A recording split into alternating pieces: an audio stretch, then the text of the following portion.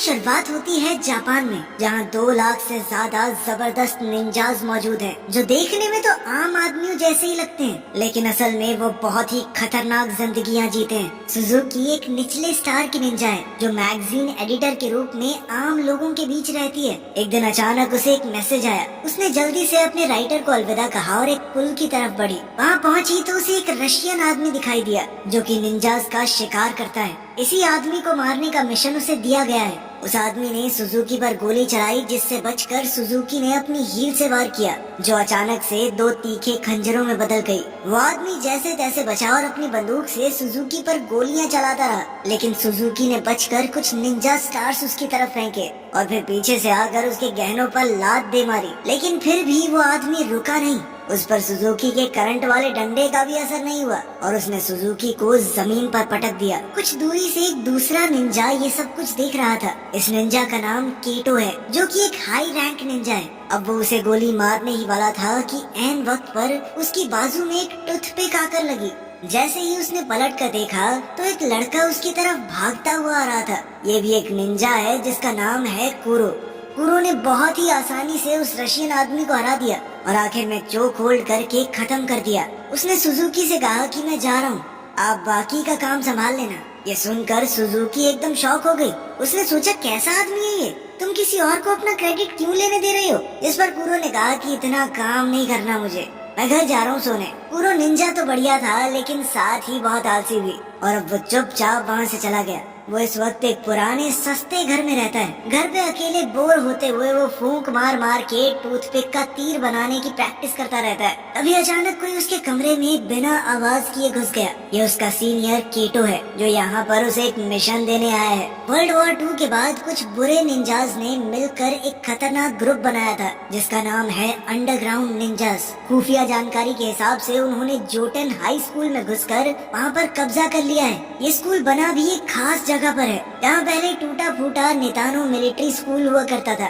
जहाँ अभी भी लड़ाई के वक्त के कुछ राज छुपे हुए हैं। कुरो का मिशन है कि उसे अंडर कवर जाकर उनके प्लान का पता लगाना है। उसके मिशन में मदद करने के लिए केटो ने उसे एक खास सूट दिया। इस सूट की मदद से वो गायब हो सकता था, लेकिन सिर्फ ऊपर ऊपर से। जब कुरो इस सूट के साथ टाइम पास कर रहा था, तभी टॉयलेट से कुरो की एक दोस्त की आवाज आई, जो कि टॉयलेट पेपर मांग रही थी। वो सीट से बहुत दूर रखा हुआ था। उसने कुरो से कहा कि अगर मेरी तरफ देखा ना तो बहुत मारूंगी, समझा। उसकी बात मानते हुए कुरो दीवार पर चढ़कर लड़की के ऊपर से उसे ना देखते हुए टॉयलेट पेपर तक पहुंच गया, लेकिन आखिर में टॉयलेट पेपर पकड़ाने के लिए लड़की की तरफ मुड़ गया, जिसके लिए उसके मुंह पर चप्पल लगी। अगली सुबह कुरो जोटेन हाई स्कूल पहुंचा। जब उसे पता चला कि उसे एंट्रेंस एग्जाम देना पड़ेगा तो वो बहुत ज्यादा परेशान हो गया। उसने एक बार के लिए तो सोचा कि क्या ही करना है, मिशन पूरा करके छोड़ ही देता हूँ, लेकिन फिर उसे केटो का डर सताने लगा। अब वो सोचने लगा कि आखिर एंट्रेंस एग्जाम कैसे पार करूँ। अपने थकान भरे लेकिन खूबसूरत चेहरे के साथ कुरो ने जल्द ही नोगुची का ध्यान खींच लिया, जो कि एक स्टूडेंट है और दोबारा से एग्जाम दे रही है। क्लास में घुसने के बाद कुरो ने नीचे देखते हुए क्लास का एक चक्कर लगाया और फिर नोगुची के पास जाकर बैठ गया। उसे यकीन था कि ऑर्गेनाइजेशन के लोगों ने कुरो के पास होने की तैयारी पहले से कर रखी होगी। उन्होंने फर्श पर रंग बिरंगे चावल के दाने से आंसर की बनाई हुई थी। जैसे ही कुरो ने आंसर लिखने शुरू किए, नोगुची जोर से चिल्ला पड़ी। उसे लगा कि फर्श पर पड़े वो चावल के दाने किसी तरह के कीड़े हैं। टीचर ने कहा कि अगर तुम्हें दिक्कत है तो इन्हें साफ कर दो, लेकिन कुरो ने सोचा कि भाई कुछ तो करना पड़ेगा। उसने अपनी इरेजर नीचे फेंकी और उसे उठाते हुए बड़ी सफाई से एक पेपर बॉल स्ट्रॉ में भर के नोगुची को मारी, जिसके बाद वो चिल्लाने लगी कि अभी किसी ने मुझे छुआ। वो तो सर को ही ठरकी बुड्ढा कह के बुलाने लगी, लेकिन मास्टर जी ने कहा बेटा देख इतने लंबे हाथ तो नहीं है मेरे। उनकी बहस के बीच कुरो ने जल्दी से एक के बाद एक पेपर भरने शुरू कर दिए, लेकिन इससे पहले वो मैथ्स का पेपर कर पाता, वो टीचर नोगुची को संभालने के लिए उसकी तरफ बढ़ा और साथ ही पैर रख के वो चावल के दाने भी हिला दिए। अब कोई रास्ता था नहीं तो कुरो ने अपनी एक्टिंग की मदद ली और वहीं बैठे बैठे सुसु कर दिया। फिर उसने रोना शुरू कर दिया कि मैं तो एग्जाम के लिए इतना डर गया था कि मैंने गलती से बहुत सारा पानी पी लिया। जिसके बाद टीचर ने उसे चुप करवाया और कहा कि एग्जाम सिर्फ नाम के लिए है, अगर तुम खाली शीट भी छोड़ दोगे तब भी तुम्हें पास कर देंगे, ठीक है। कुरो स्कूल के बारे में जानकारी हासिल करना चाहता था, तो वापस जाते हुए उसने नोगुची का इंतजार किया और दोनों साथ चलकर घर जाने लगे। कुरो का घर पहले आ गया तो उसने नोगुची से कहा कि आओ कभी हमारे गरीब खाने पे। नोगुची थोड़ा हिचकिचाते हुए मान गई और दोनों उसके घर की छत पर पहुंचे। उनकी बातचीत के दौरान नोगुची ने बताया कि क्लास में कुछ शरारती बच्चे हैं, वो हो सकता है तुम्हें परेशान करें। एडा नाम का मेरा एक दोस्त है, उसे उन्होंने इतना परेशान किया कि वो क्लास आना ही छोड़ गया। साथ ही उसने बताया कि हमारे स्कूल के नीचे काफी खुफिया टनल्स हैं जो वर्ल्ड वॉर 2 के समय के एक खास मिलिट्री बेस तक जाती हैं। कुरो समझ गया कि शायद अंडरग्राउंड निंजा ग्रुप इसी मिलिट्री बेस के पीछे है। जब सूरज डूबने लगा तो नागोची ने कहा कि मुझे अब घर जाना चाहिए, लेकिन अचानक ही वो छत से फिसल कर गिर गई और उसके नीचे गिरने से पहले ही कुरो ने छलांग लगाकर उसे पकड़ लिया और नीचे गिरकर कुरो के सूट का सेफ्टी फीचर ऑन हो गया जो कि एक कुशन में बदल गया।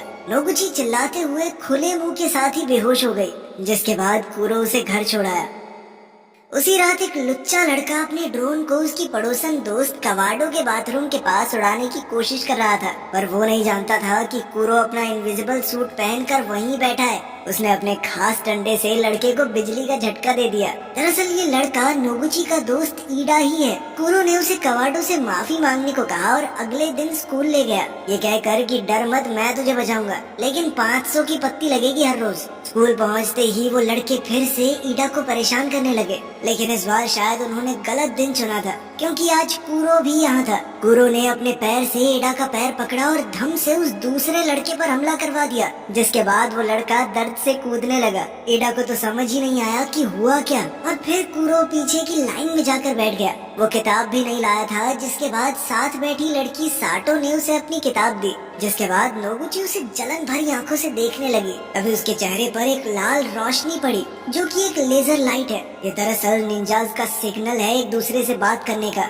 इसके बाद कुरो उठा और क्लास से बाहर चला गया। छत पर शियोन नाम का एक लड़का था, वो एक हाई रैंक निंजा है। उस दिन जब कुरो ने उस रशियन आदमी की छुट्टी की थी, उस दिन वो भी वहीं मौजूद था। इससे पहले वो लड़ाई में कूदता कुरो बीच में आ गया। कुरो की तरह वो भी स्कूल में एक अंडरकवर निंजा है, जिसका काम था ये पता लगाना कि अंडरग्राउंड निंजा ग्रुप में कौन कौन है।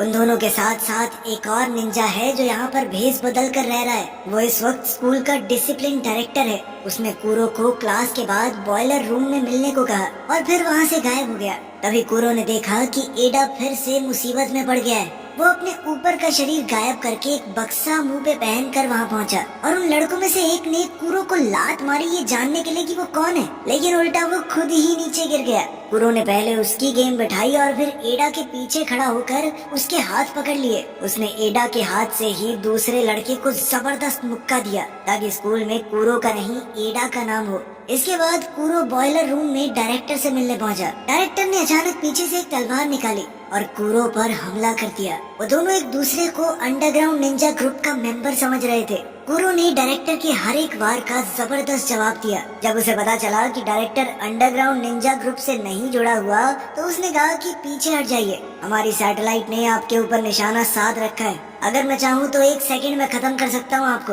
लेकिन डायरेक्टर को लगा कि कुरो बकवास कर रहा है, उस जैसे लो क्लास निंजा के पास सैटेलाइट का एक्सेस हो ही नहीं सकता। लेकिन तभी आसमान से सैटेलाइट ने लेजर से हमला किया और डायरेक्टर की तलवार बीच से काट दी। डायरेक्टर समझ गया कि इससे पंगा नहीं लेना, जिसके बाद कुरो वहाँ से चला गया। बाहर निकलते ही उसने देखा कि उसकी क्लास की सबसे फेमस लड़की मित्सुकी उसका इंतजार कर रही थी। वो कुरो को देखकर कुछ अजीब से तरीके से मुस्कुराई और बिना कुछ कहे वहाँ से चली गई।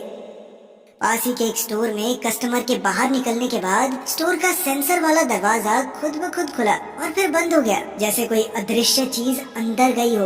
और कुछ ही देर में स्टोर का सामान गिरने लगा। स्टोर में मौजूद उस औरत ने लड़ने की कोशिश की, वो भी एक निंजा थी, लेकिन इस इनविजिबल आदमी ने उसे खत्म कर दिया। सुजुकी को एक मैसेज आया कि किसी ने उसकी मेंटोर जो कि एक निंजा थी उसका खून कर दिया है, और तभी सुजुकी पर भी वार हुआ। सुजुकी समझ गई कि ये जरूर कोई अंडरग्राउंड निंजा ग्रुप का आदमी है, क्योंकि उनके पास ही ऐसा सूट है जो एक इंसान को पूरी तरह गायब कर सकता है, जबकि उनका सूट आदमी को आधा ही गायब करता है। वहीं जब साटो स्कूल से घर जा रही थी तो उस आदमी ने उसे पकड़ लिया। सुजुकी ने चेतावनी दी कि वो किसी आम आदमी को नुकसान न पहुंचाए। इस पर उस आदमी ने सुजुकी से कहा कि तुम्हारी मौत यहाँ नहीं लिखी, कोडान हाई स्कूल में लिखी है। उधर नोगुची अपने कमरे में बैठी कुरो के बारे में सोच रही थी। पिछले कुछ दिनों से वो कुरो के ख्याल को अपने दिमाग से निकाल ही नहीं पा रही। वो उसके साथ एक खुशहाल खुशहाल जिंदगी बिताने के सपने देख रही थी और तभी हमने देखा कि कुरो उसके बिस्तर के पास आधी रात को चुपचाप उसे घूरते हुए बैठा था। कुरो ने उसे बताया कि स्टोर में काम कर रही एक निंजा को मार दिया गया है और उसे डर है कि अंडरग्राउंड निंजा गैंग हमला करने वाली है।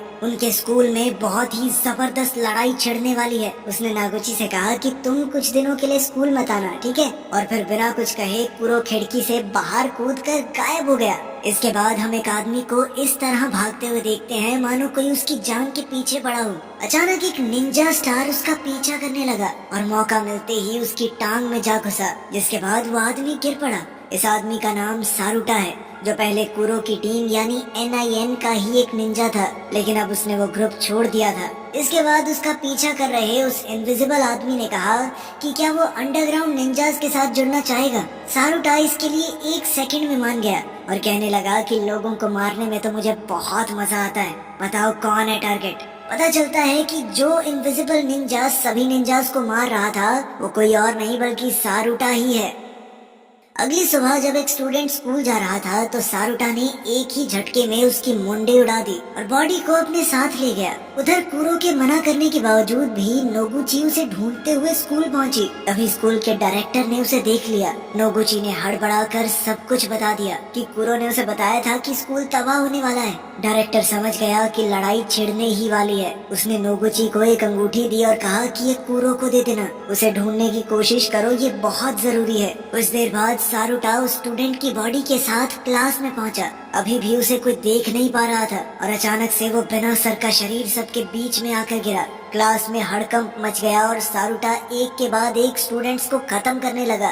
कुछ स्टूडेंट्स कमरे से निकलने में कामयाब हो गए, लेकिन सारुटा अब भी उनके पीछे था।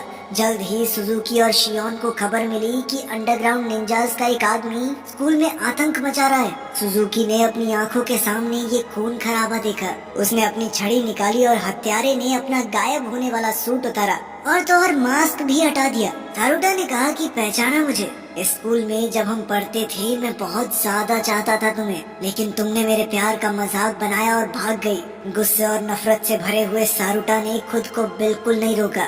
वो दोनों खतरनाक तरीके से लड़े, एक से बढ़कर एक। सुजुकी बहुत तेज थी, इसीलिए वो जल्दी ही जीत के करीब आ गई, लेकिन उसने एक चीज पर ध्यान नहीं दिया कि सारुटा का सूट बिजली के वार को सोख सकता था। इसीलिए सुजुकी की उस छड़ी का कोई असर ही नहीं हुआ। और अब जब सुजुकी हारने लगी तभी एक आदमी कांच से कूदकर अंदर आ गया। ये वही हाई रैंक निंजा केटो है। उसके सामने सारुटा का टिक पाना लगभग नामुमकिन था। ये बात वो अच्छे से जानता था, इसीलिए उसने अपना मास्क पहना और चुपचाप गायब हो गया। लेकिन केटो को इस बात से कोई दिक्कत नहीं थी। उसने बिजली की रफ्तार से अपनी बाजू में एक चीरा मारा और सारुटा की तरफ अपना खून फेंक दिया ताकि उसके सूट पर निशान लग जाए और उसका गायब शरीर फिर से दिखने लगे। केटो ने सारुटा पर अपनी तलवार से हमला किया, लेकिन सारुटा के एडवांस सूट ने गुब्बारे की तरह फूलकर उसे बचा लिया और सारुटा मौका देखकर वहाँ से भाग निकला। वहीं नागोची अभी भी कुरो को ढूंढ रही थी। तभी वो घबराए हुए ईडा से टकरा गई। ईडा ने उसे बताया कि मैं, कुरो और एक तीसरा लड़का उन टनल्स वाले एरिया में गए थे।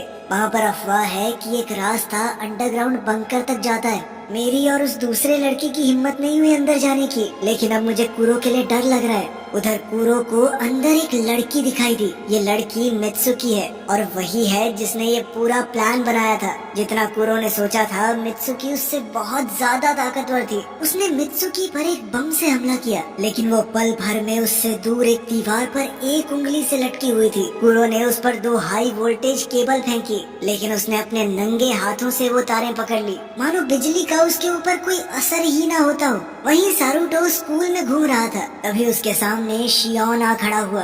उसने अपनी तलवार उठाई और बहुत ही ज्यादा फुर्ती के साथ सारुटा का मुकाबला करने लगा। शियोन ने बड़ी चालाकी से जमीन पर कांच बिखेर दिया, जिसके बाद उसे पता चल जा रहा था कि सारुटा है कहाँ पर। साथ ही उसका वो टेडी बियर भी सारुटा की लोकेशन को पिन पॉइंट करने में कामयाब हो गया। उसने सारुटा को एक दीवार से लगा दिया। अब कुछ ही पलों में सैटेलाइट के हमले से सारुटा मारा जाता, लेकिन ऐन मौके पर वो वहाँ से बच निकला। शियोन उसके पीछे भागा और उसने छत पर सारुटा को पकड़ लिया। शियोन ने अपनी तलवार के वार से सारुटा पर जबरदस्त हमला किया, लेकिन वहाँ सिर्फ सारुटा का वो सूट था और सारुटा ने पीछे से अचानक उस पर हमला बोल दिया। इस अचानक हुए हमले से शियोन ने बचने की कोशिश की, लेकिन उसकी तलवार 2 हिस्सों में टूट गई। शियोन एक बेहतर फाइटर जरूर था, लेकिन अंडरग्राउंड निंजास के हथियार ज्यादा ताकतवर थे और इस लड़ाई में उसके कंधे पर खतरनाक चोट लग गई। अब घायल और घबराए हुए शियोन के पास अपनी आधी तलवार से बचाव करने के अलावा कोई दूसरा चारा नहीं था। वो हारने ही वाला था, लेकिन तभी केटो ने वहां आकर बाजी पलट दी। उसने अपनी तलवार सारुटा के शरीर के पार करके उसका खेल खत्म कर दिया और आखिरकार शियोन की जान बच गई। वहाँ नीचे सुरंग में कुरो लड़ाई में हार रहा था। वो समझ गया था कि उसके लिए मित्सुकी को हराना लगभग नामुमकिन है, क्योंकि वो बहुत ज्यादा शक्तिशाली है उससे। लेकिन कुरो ये जानना चाहता था कि आखिर मित्सुकी चाहती क्या है, वो ये सब क्यों कर रही है। मित्सुकी ने आखिरकार सच बताया। उसने जानबूझकर झूठ बाहर फैलाया ताकि वो सभी निंजास को स्कूल तक ला सके, ताकि निंजास लेजर सैटेलाइट को एक्टिवेट कर दें और वो सैटेलाइट की लोकेशन का पता लगा सके। हैक किए हुए डेटा का इस्तेमाल करके इन्होंने सैटेलाइट का पता लगा भी लिया और अब उनका एक आदमी उस सैटेलाइट के पास पहुंच चुका है। उनके एक खास सूट स्पेस में भी काम करते हैं। उधर मित्सुकी ने कुरो पर एक खतरनाक हमला किया। मित्सुकी की जबरदस्त ताकत से कुरो लगातार अपना बचाव कर रहा था, लेकिन असल में वो सिर्फ वक्त काट रहा था कि कहीं से उसके दोस्त आ जाएं और उसे बचा लें। तभी वहाँ नागोची ईडा के साथ आई। नागोची ने कुरो को वो अंगूठी दी जो डिसिप्लिन डायरेक्टर ने उसे कुरो को देने के लिए कहा था। उसने वो अंगूठी पहनी और उसका एंटीना ऑन किया। तभी एक ड्रोन तलवार लेकर वहाँ आ गया। उसने वो तलवार उठाई और पैर से मित्सुकी की तरफ धूल उड़ाई और फिर मौका देखकर वार किया। दोबारा से दोनों ने डट कर एक दूसरे का सामना किया, लेकिन कुरो समझ गया कि मित्सुकी के ऊपर सीधा वार करना बेवकूफी है। उसे चकमा देकर अचानक हमला करना होगा। उसका गायब कर देने वाला सूट भी किसी काम का नहीं था, क्योंकि वो सिर्फ उसके ऊपर के शरीर को गायब करता था। सूट एक्टिवेट करने के बावजूद भी मित्सुकी उसे देख तो सकती थी। कुरो ने अपने दिमाग में कई बार सोचा कि अगर मैं ऐसे लड़ूं तो क्या होगा, लेकिन हर बार वो मारा जाता। आखिरकार उसे समझ आ गया कि वो इस तरह तो नहीं जीत पाएगा। उसके पास एक ही तरीका था मित्सुकी को हराने का। उसने जबरदस्त टेक्निक से सीधा हमला शुरू किया और वो अपनी जान की परवाह ना करते हुए आगे बढ़ गया, जिसके बाद उसकी तलवार मित्सुकी के आर पार हो गई और मित्सुकी की तलवार कुरो के। उसने मित्सुकी को धक्का देकर तलवार खींच ली। मित्सुकी वहीं ढेर हो गई। कुरो पहले ही अपनी पूरी हद तक पहुंच चुका था। वो लड़खड़ाता हुआ घायल होकर नीचे गिर पड़ा। नागोची ने जल्दी ही उसे उठाया और दोनों वहाँ से निकल गए। अंडरग्राउंड निंजा ग्रुप का एक आदमी सैटेलाइट के अंदर पहुँच गया था और उसने सिस्टम में वायरस अपलोड कर दिया, जिसके बाद पूरा लेजर सिस्टम उनके कंट्रोल में आ गया और जैसे ही उसने डायल घुमाया पावर लेवल मैक्सिमम हो गया। उस लेजर का टारगेट स्कूल में था, इसीलिए अब तो साइज बड़ा करने के बाद पूरा स्कूल लेजर से उड़ गया। धमाके के इस झटके से अंडरग्राउंड बंकर में कंपन हुई। बंकर टूटने लग गया और एग्जिट भी बहुत दूर है। नागोची और कुरो बाहर निकलने की कोशिश कर रहे थे, लेकिन कुरो बुरी तरह से घायल था। कुरो को लगा कि वो जिंदा तो नहीं बच पाएंगे, इसीलिए उसने अपना गायब होने वाला सूट उतारा और नागोची पर ढक दिया। अब सारा मलबा टूटकर इन दोनों के ऊपर ही गिर रहा था। कुछ देर बाद नागोची वहाँ से बाहर निकली, क्योंकि उस खास सूट ने उसकी जान बचा ली थी और कुरो ने दुनिया को बचाने के लिए अपनी जान का बलिदान दे दिया। लेकिन फिल्म के आखिर में हम कुरो के जुड़वा भाई जूरो को देखते हैं, जो न जाने क्यों नोगुची